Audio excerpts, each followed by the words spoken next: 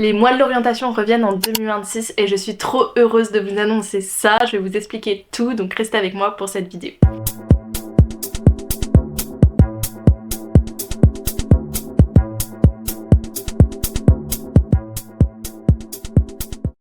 Salut à tous, j'espère que vous allez bien. Aujourd'hui on se retrouve dans une nouvelle vidéo d'annonce que je suis trop heureuse de faire. Déjà je me souviens de l'enthousiasme que j'avais l'année dernière quand je vous annonçais aussi que j'avais préparé ce concept, et cette année j'ai essayé de faire mieux. Je sais pas si le résultat sera mieux, il y a certaines personnes qui ont pu voir mon programme et qui m'ont dit ah si quand même t'as plus varié que l'année dernière et tout, donc j'ai essayé voilà de vous faire un truc le plus carré possible.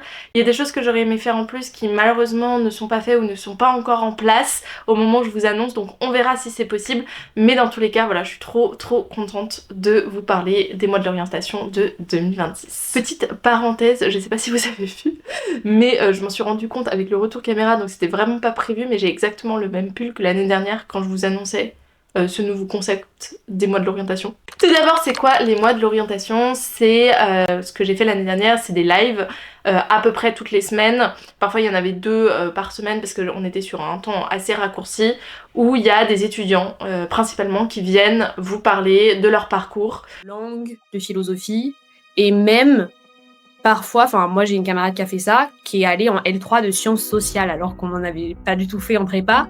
Et du coup, est-ce qu'il y a un peu des stratégies à ce niveau-là, en se disant peut-être si je vais dans cette université, ce sera plus facile de passer dans telle filière ou... Je pense qu'il y en a. Après, j'avoue, moi je suis pas du tout quelqu'un qui réfléchit comme ça. Mais je sais que oui, par exemple, les facs parisiennes, il y a énormément de monde. Forcément, c'est un niveau, c'est un autre niveau. Alors que par exemple, Amiens, c'est une petite fac. Donc oui, il y en a qui viennent d'ailleurs pour Amiens. Mais je pense que de toute façon, si on est au bon endroit et qu'on aime ce qu'on fait, on va pas trop s'en rendre compte en fait de la charge de travail.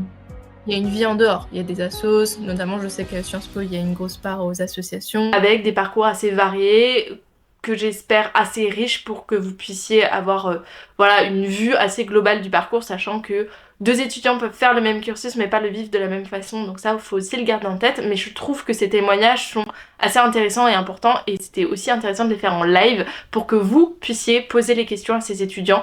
Je fais beaucoup de présente ton cursus ou de vidéos de cette manière là, où des fois vous me posez des questions en commentaire et je dois revenir à l'étudiant pour avoir plus d'informations et tout, mais que vous puissiez poser vos questions en live, je trouve que c'est très important. Les mois de l'orientation de 2026 se passeront cette fois-ci de janvier à mars. Cette année j'ai essayé de l'étendre sur tous les mois qui comprennent les vœux Parcoursup, parce que pour certains d'entre vous, vous faites vos vœux. Les mois aussi qui comprennent les inscriptions au master. Je crois que les masters c'est un petit peu décalé, donc vous avez un peu plus de temps, mais vous pourrez aussi vous inspirer de ces différents parcours. Donc voilà, je voulais vraiment faire durant ces mois-là où pour certains c'est assez décisif, où vous vous posez des questions et où il faut faire des choix. Maintenant, je conseille aussi de se renseigner en amont. Peut-être que vous êtes, je sais pas, en première, deuxième année de licence et que vous vous intéressez au master et que vous voulez voir. Peut-être que vous êtes plutôt en première ou même en seconde et que vous allez peut-être voir ces lives. Et c'est aussi intéressant de voir ça à un moment où vous avez encore du choix et que vous n'êtes pas précipité dans vos choix vis-à-vis des dates. Donc, petite subtilité cette année, au-delà du fait que les mois sont un petit peu étendu, j'ai essayé de faire venir des institutions ou des organismes. Alors pour le moment ce n'est pas officiel, donc je ne sais pas si ce se fera. Je reprends ici puisque depuis le tournage, là je suis en train de monter la vidéo, il y a une organisation qui m'a dit oui, et donc c'est officiel, c'est les Pépites Sorbonne Université. C'est un organisme qui permet aux étudiants d'entreprendre, peu importe leur projet, si c'est créer une entreprise, être en auto-entrepreneuriat. Donc c'est vraiment, leur but c'est à la fois de sensibiliser, d'enseigner un petit peu qu'est-ce que c'est que l'entrepreneuriat, quelles sont les étapes, vous aider à vous lancer, et puis ensuite voilà il y a la partie accompagnement de A à Z en fonction de votre projet. Est-ce qu'il est très abouti, est-ce qu'au contraire il est au tout début du commencement, est-ce que vous voulez entreprendre mais vous n'avez pas forcément une idée précise de ce que vous voulez faire. Ils vous accompagnent vraiment tout du long. Si ils peuvent notamment vous présenter des étudiants qui ont un parcours à la fois étudiant et entrepreneurial, ça peut être très intéressant. Donc il y en a deux qui participeront au mois de l'orientation 2026. Le premier étudiant c'est Mehdi, il a un cursus plutôt ingénierie mécanique et il a fondé une application qui s'appelle Way Up qui permet au réveil de simuler l'organisme pour bien démarrer la journée. Et notamment il était lauréat du prix Pépite 2024 d'Île-de-France. Donc je suis trop contente de pouvoir l'accueillir et on va discuter de son parcours mais aussi de sa création d'entreprise, de où il en est maintenant, et à quel point ça a pris peut-être du temps justement sur son temps étudiant ou au contraire est-ce que c'était gérable, comment ça se passe en fait d'être étudiant entrepreneur. La deuxième étudiante c'est Ambre, donc elle a un parcours à la CELSA. CELSA, je vous ai déjà fait du contenu dessus si vous voulez, c'est l'une des meilleures écoles de communication en France. Et notamment elle a fait un master entreprise et institutions.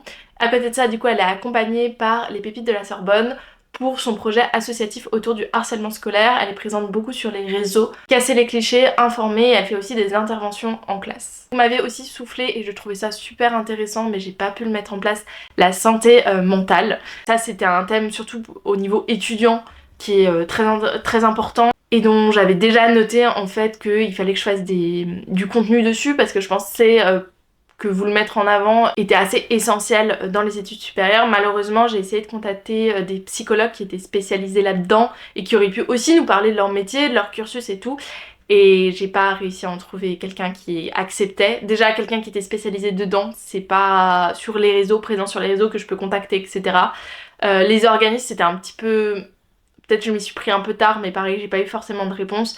Et j'avais trouvé quelqu'un qui était plutôt enthousiaste et qui finalement, pour des questions d'organisation et sur cette période, n'a pas pu vraiment me dire un oui. Et donc du coup, ça ne se fera pas malheureusement. Mais je vous prévois quand même du contenu sur la santé mentale pour les étudiants. J'aimerais bien faire un long format, donc ça viendra pas tout de suite sur la chaîne, ça c'est sûr. Au niveau des dates, je vais pas vous dire les dates, je vais vous dire certains des lives qui vont avoir lieu. Je mets en place un planning, un programme que vous pouvez retrouver si vous cliquez sur le lien que je vous mets en barre d'infos, qui sera aussi disponible sur Instagram, dans ma bio Instagram, où vous pourrez voir le programme et à chaque fois qu'il y aura un changement, une modification, ça changera. Et du coup vous pouvez avoir la date, l'horaire et également le live en question. Comme ça vous avez toutes les informations au même endroit.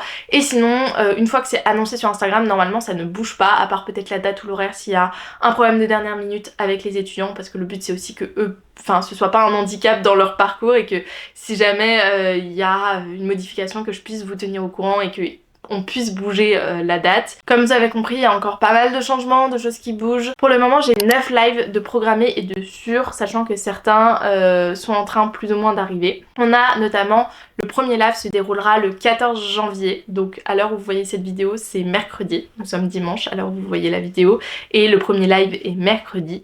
Et je suis trop contente parce que c'est avec Lydie Gérard, qui est notamment présent sur YouTube, sur Instagram, et qui présente des choses sur sa chaîne YouTube de manière générale, mais aussi également des choses sur son cursus. Et elle va nous parler de étudier les sciences sociales, économiques et politiques à l'Institut catholique de Paris. Sujet intéressant, donc les SHS, c'est quelque chose qui passionne un peu toujours les étudiants ou les gens qui préparent le bac, et je me disais que c'était une bonne manière d'avoir quelqu'un qui pouvait nous en parler, et notamment à l'Institut catholique de Paris, donc je n'ai pas forcément entendu parler de beaucoup de choses, donc elle pourra nous parler de cet institut plus en détail. Le 19 janvier, nous avons Corentin qui va nous présenter son parcours. Il a fait l'UTC et c'est comme ça qu'on a pu à la base communiquer, mais il a surtout fait un parcours assez riche puisqu'il a étudié le génie aérospatial, et pas que à l'UTC, il a fait l'UTBM, l'UTC et Polytechnique Montréal, et il va nous parler de son parcours et comment il est arrivé à vouloir travailler dans le génie aérospatial, quel parcours il a fait, quels sont les débouchés, quels sont les cursus qu'on peut faire dans ce milieu-là. Le 28 janvier, nous avons Léa en continu, qui est aussi créatrice de contenu sur Instagram et sur YouTube, qui va nous présenter son parcours en master FLE. Peut-être que vous connaissez ou pas, d'ailleurs on dit FLE, on dit pas FLE comme je viens de le dire. C'est français langue étrangère, c'est notamment tous ceux qui veulent travailler dans l'enseignement pour apprendre à des étrangers à parler français, à des personnes dont le français n'est pas la langue maternelle, et que ce soit en France d'ailleurs, ou que ce soit à l'étranger. Là je vous le dis de façon très globale, mais ce sera une occasion aussi pour moi de savoir à quoi mène ce master, qu'est-ce qu'on peut faire en termes de débouchés, parce qu'à mon avis il n'y a pas forcément que l'enseignement, et surtout quels sont les choix pour arriver dans ce master de Léa en continu.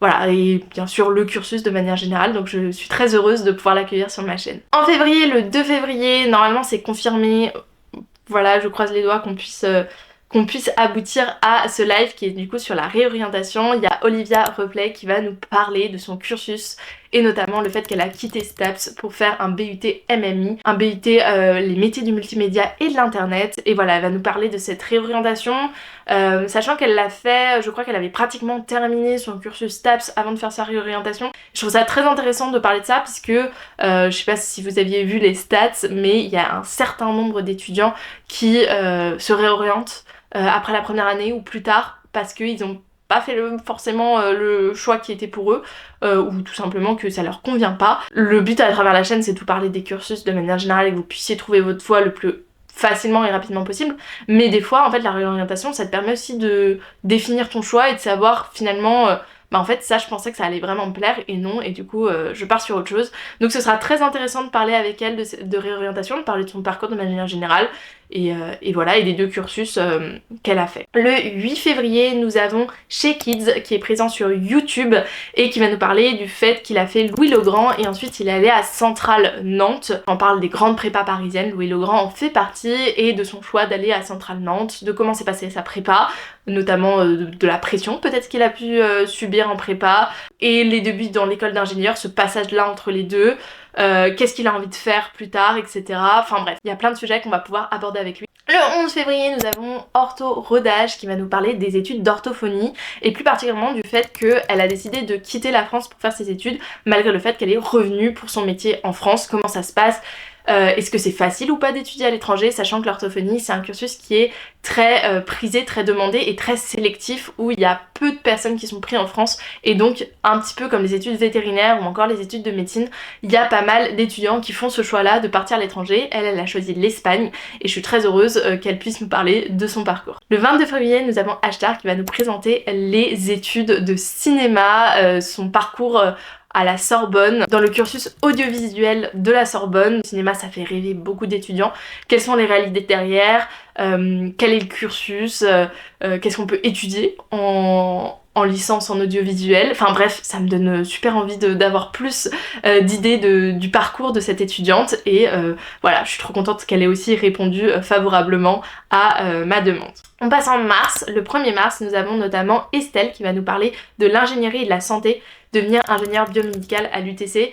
Estelle, vous l'avez peut-être vu déjà dans mes vlogs, c'était ma colocataire, c'est une amie, et je suis trop contente qu'elle veuille bien répondre à mes questions et être sur le live, notamment parce que le génie biomédical, il y a peu d'écoles d'ingénieurs qui le font en France, et on sait pas vraiment ce que c'est de faire de l'ingénierie dans le monde du médical. On a beaucoup d'idées sur les études de médecine et qu'est-ce que ça peut être, et ça peut être aussi une alternative à ces étudiants qui veulent faire de la médecine, qui veulent pas forcément faire les études de médecine, qui peuvent faire des études d'ingénieur et travailler dans le monde biomédical. En quoi ça consiste d'être ingénieur biomédical? Ce sera probablement ma première question pour elle, et aussi son parcours à l'UTC pour ceux qui sont très intéressés par cette école, pour ceux qui sont très intéressés par le génie biomédical qui est assez réputé à l'UTC. Bref, j'espère que vous aimerez ce live. Enfin, le 11 mars pour le moment est programmé un étudiant qui va nous parler de son BTS tourisme en alternance, et donc c'est ce live principalement qui va aborder le sujet de l'alternance. Ça comprend quoi, est-ce que quels sont les avantages, quels sont les inconvénients à l'alternance, et puis aussi le BTS tourisme. C'est un cursus qui est très intéressant, qui est plutôt beaucoup demandé, et du coup voilà, j'avais très envie que cet étudiant vous parle de ses études. Voilà un petit peu pour ce qui est programmé pour le moment. Il y en a d'autres qui normalement vont arriver entre temps, donc n'hésitez pas vraiment à regarder le programme et à regarder ses évolutions, surtout entre le moment où je vais tourner cette vidéo et le moment où je vais la publier, il se passera une semaine, et donc potentiellement il y aura des choses qui pourront évoluer, donc voilà, n'hésitez vraiment pas à regarder le planning. Et sinon je vous dis à très vite pour le premier live mercredi. J'espère que vous serez au rendez-vous, vraiment ça me ferait chaud au cœur, et puis surtout que en fait ces lives vous donnent envie de les regarder, de partager, de vraiment poser vos questions. N'hésitez pas, parce que je sais que l'année dernière, si je disais pas dès le début du live posez vos questions, vous hésitiez un peu et vous me donniez toutes les questions pour la fin du live, et c'est un petit peu dommage parce que l'étudiante elle est vraiment là avant tout pour répondre à vos questions avant de répondre aux miennes, même si j'aurais préparé bien évidemment mes questions. Donc voilà, vraiment n'hésitez pas, j'espère que vous passerez un très bon moment avec les mois de l'orientation ces mois-ci. Au niveau des vidéos, honnêtement, je vais essayer au maximum de vous faire des vidéos chaque semaine, mais je sais que ça ne le fera pas à chaque moment, et que je veux donner la priorité au live, la priorité à la préparation de ces lives, au-delà de véritablement faire des vidéos, et puis surtout je veux pas bâcler les vidéos que je peux vous faire en contrepartie, donc ça dépendra de mon organisation et ça dépendra aussi des sujets que je pourrais apporter. Donc peut-être que certaines semaines il y aura juste les lives, ou peut-être qu'il y aura des vidéos chaque semaine, on verra. Ça dépendra vraiment de ce que je peux faire. Et sinon, je vous dis à la semaine prochaine, probablement pour une autre vidéo. Salut!